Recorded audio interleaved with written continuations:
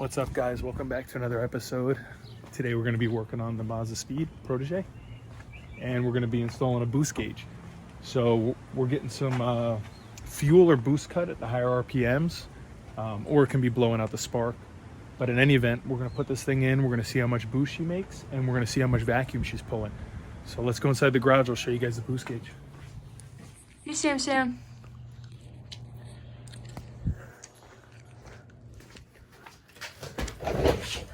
Okay, so we have Autometer boost gauge. It looks like it's Phantom. It's got a white face. So let's open this up and then let's see what it comes with. It's probably standard stuff, vacuum hose.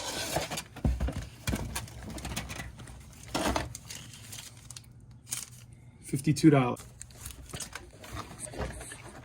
So the only other, well, I've had a couple boost gauges. I had an electronic or a digital that didn't store any memory, and I've had a Bosch mechanical, which was pretty cool, in my Volvo that I sold. It was pretty accurate, but this is a little bit more high quality, about $20 more expensive, so we'll see how this one goes. So standard mechanical boost gauge, it shows our vacuum, and we have boost our PSI all the way to 30. It looks like this is where we're going to plug in our line off our manifold, and then it looks like we have a socket here to plug our light in. So when we turn our lights on, we get illumination in the gauge. Let's see what else we have in the package. We have some vacuum hose connectors, looks like compression fittings, and a T, along with the hose. Nice grommet to run our hose through with, looks like a bulkhead. That's pretty cool. And then for the light, we have just a standard light that looks like we can tint it either green or red. And we have our positive and negative, which we may have to solder some pigtails onto, but that's not a big deal either. Sammy's on a leash because he misbehaves and he'll run away. All right, guys, so before we get into the technical aspect of installing this boost gauge, we're going to make a little gauge panel. This is actually made out of Lexan, 0.093, and the sheet size was 8 inches by 10 inches. You can find this at Home Depot. This is much more flexible and durable than just regular plexiglass. It is a little bit more expensive, but it's very easy to shape and cut. I actually used some tin snips to cut this out. So what we did was we took some measurements inside the car, 7.5 inches wide by 2.5 inches high, which is a single DIN radio dimension. So what we're gonna do is, because we don't have a radio in the car right now, we'll put this in place of where the radio is supposed to go. And then when the radio does get installed, we'll still have enough room to maintain this. And we should have enough room for our boost gauge and potentially down the road an air fuel. So first thing you want to do is, like I said, you want to cut this out, and then you want to make sure that on the panel itself, you know exactly where you want to put this gauge, because you don't want any interference where this is too close and potentially hitting a piece of trim. So we're going to play it safe, and we're going to move it in a little bit. Now, this back clamp here gets sandwiched like this, and then the Lexan is going to fit right in this little crack right here, and then you tighten up your nuts in the back here for a tight fit. This is great to use as a template for the exact circumference you need for your gauge to go inside. So what we're going to do is we'll flip this over so it's a little bit easier to see. And both sides of this Lexan has protective plastic on it because this is a high gloss. So we're just going to leave this on temporarily, and we're going to lay out where we want our gauge to go on our piece of Lexan. That. And you just trace it with your marker, and then we can kind of eyeball it in and touch it up and make it a perfect circle like that. So the first thing we're going to do is we'll get our Dremel out, and we'll hack it up with our disc. We'll make an X. We'll get as much material out as we possibly can, and then we'll put a sanding drum on it, and then we'll fine tune it right to the black line. All right, Noah's got the Dremel all set up. Got his safety glasses on. He's ready to go. So what he's going to do, he's going to make a crisscross with the blade all the way to the black line. He's going to just cut it just like a pizza pie. And then what we'll do is we'll knock those pieces out as he goes around. And then we'll use our sanding drum, like I said before, and then we'll knock down, we'll eliminate this black line all the way around. So let's get started.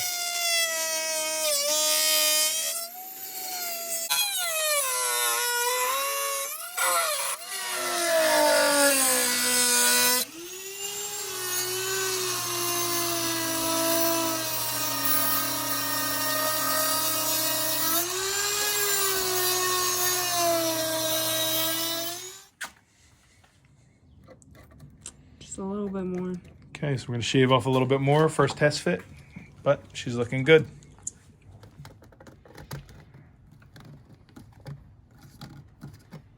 Boom. All right, nice snug fit, that looks good. All right guys, so we're gonna paint it now. You wanna remember on the Lexan, what you're gonna do is you're gonna paint the opposite side that's gonna be facing. So determine what side you want your gauge on. And then another determining factor is that we have a nice clean engineered edge up top here, and we have my rough cut edge. So our dash panel is going to cover this rough edge right here, whereas this may be exposed. So we decided that this is going to be our face because we want the boost gauge closer to the driver's side. We did take off the protective film to cut our hole in case we lost our marks. So what you want to do is now you want to go ahead and put some painter's tape or masking tape on the side that's going to be facing you, because that's going to be a high gloss finish. We don't want any overspray getting on it. You're really supposed to use polycarbonate or Lexan paint that you can find in a hobby shop, but we decided to go with Rust-Oleum metallic because this is what we have in the garage. I use this to paint the radiator support in the M3 and the sway bars. This has a really nice finish, and I think it's going to look cool with the high gloss that's going to be facing the driver. So let's get to it.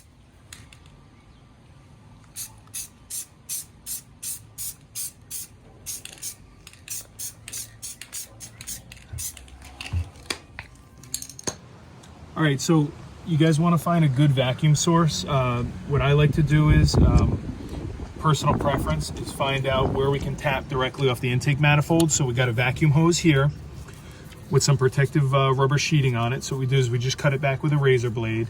And what I'd like to do is I would like to put our T for our boost gauge right here. That way we can run the wire straight back to the firewall.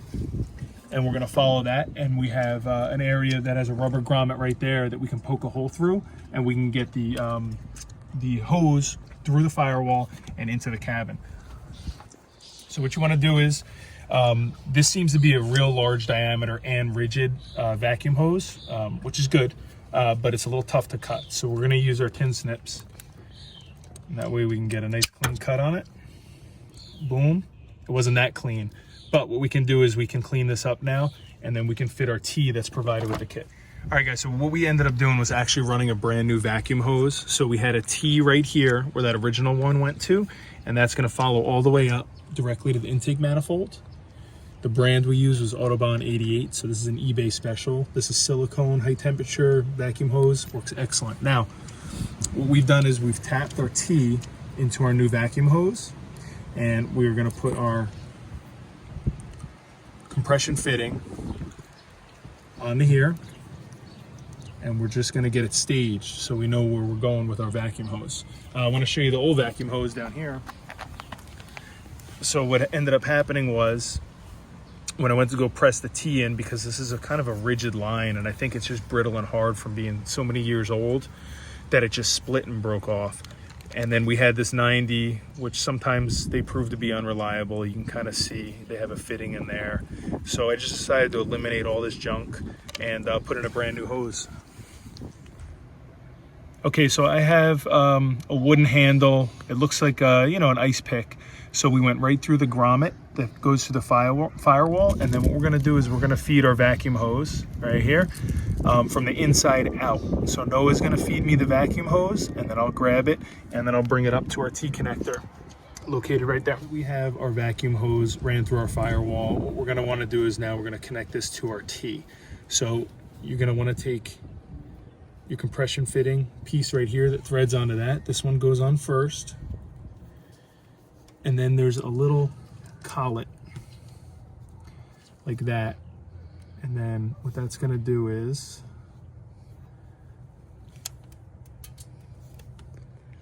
okay, so we're gonna drop this guy in there. Keep it level so you don't drop it this time. And then we're gonna get this as close as possible.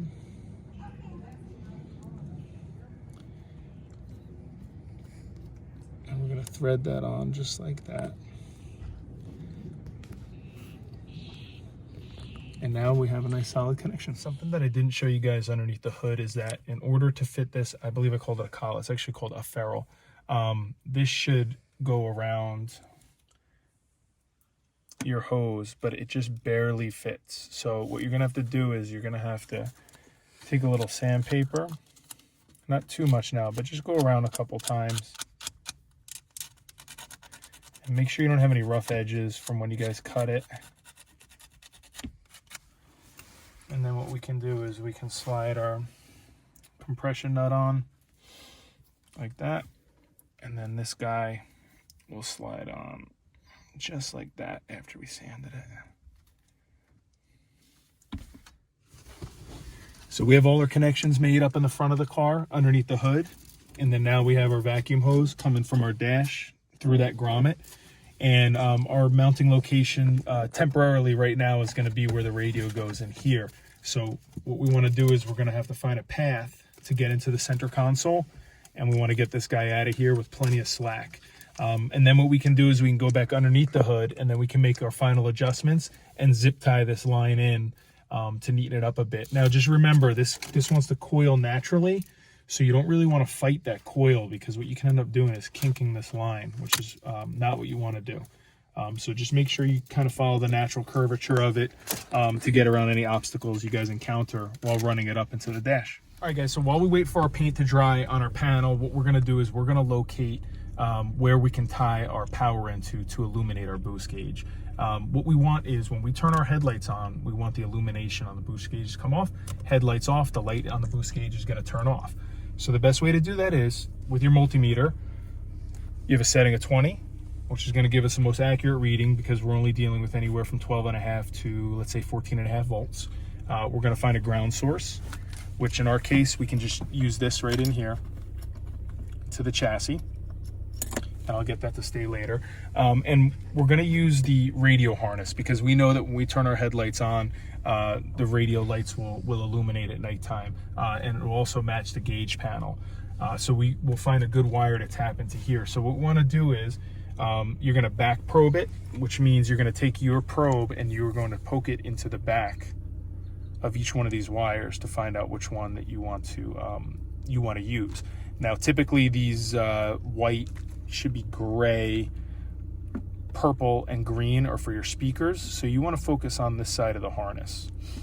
We found that the orange actually works when we turn the headlights on and off. So what we'll do is we can also use the ground back here, if I can get this to work properly. And on our multimeter, when we turn, our lights are off now, and when we turn our lights on, bad example, when we turn our lights on, we have power. So we are going to tap into the orange wire on the radio harness for our illumination. Okay, so we have all our splices made.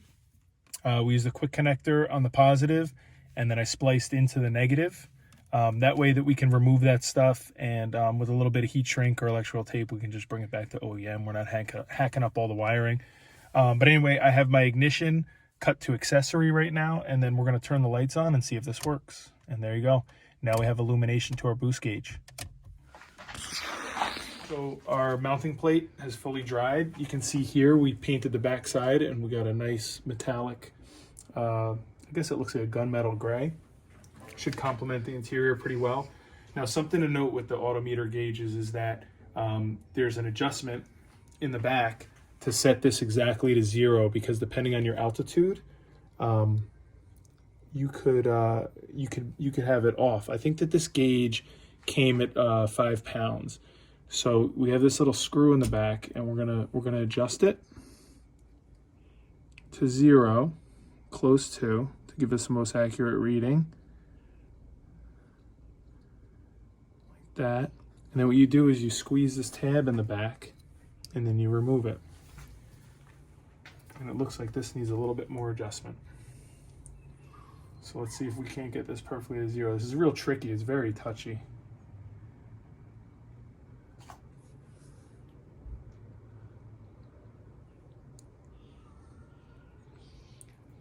Okay, that looks about dead on to me. Now we're gonna do is we're gonna take our mounting plate here. We'll carefully slide that in, and we want to make sure that we're nice and square. Looks like we need a little adjustment here. Okay, let's press that in all the way, and then we're going to take our backing plate and slide that over the gauge, and then we can tighten it down with these two nuts that they provided. Just snug, not too crazy. And then we're going to go inside the car. We'll mount our vacuum line into the back. We'll mount our light, and then we'll get this into its final position. So now we have our vacuum hose hooked up to our boost gauge. And then we're going to go ahead and we're going to twist our light in, just like that. Okay, so this is the final product. Looks like we're pulling 10 inches of vacuum, more like 11, which may mean that we do have a vacuum leak, so we'll have to go ahead and investigate that, but not a big deal. But I think for the final product, that looks pretty good.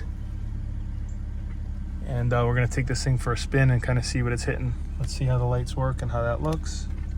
Nice, everything works good. All right, so let's take it for a spin. All right, guys, let's see what numbers we're hitting here.